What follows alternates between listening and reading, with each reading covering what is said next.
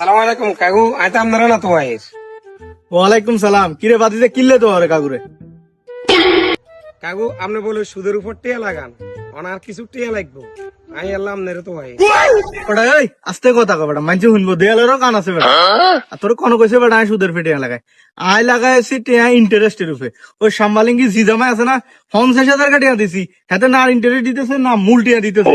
তারপরও বায়ু তুই কাকার কাছে আইছ, তোর নাবর করতেন না, তোর ক টিয়া লাগবো তুই কাকার ক।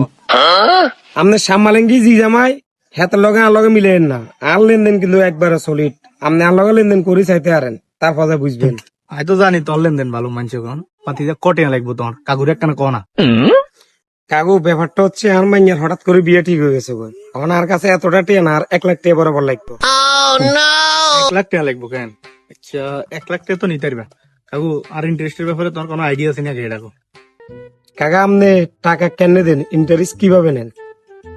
বাতিজা তোমার হিসাব তো ব্যাকের লোক গরম লাগতো না। তুই আর বাতিজা আর মানুষের হিসাব হচ্ছে আলাদা।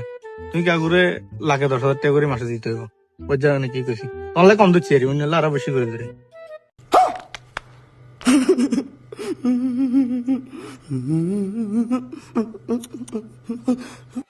কাকা আমি তো জানি আপনি সুদি, কিন্তু এত কাঠটা সুদিছেন এটা কিন্তু আয় কই দেখতেন না।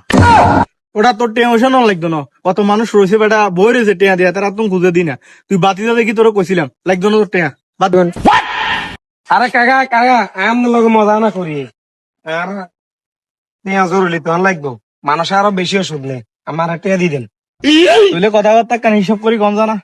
তোরা আর বাতিজা দেখি তোরা কম করে দিতাম স্যার, আর তুই আরে কত বড় কথা কইলে। কাকা আমি ওই দুষ্টামি করি বেশি। আচ্ছা যাক সমস্যা নাই, তুই বিয়ালে চলি আইস, বাজারে আইস, টেঙ্গুল লই যাস, ঠিক আছে নি?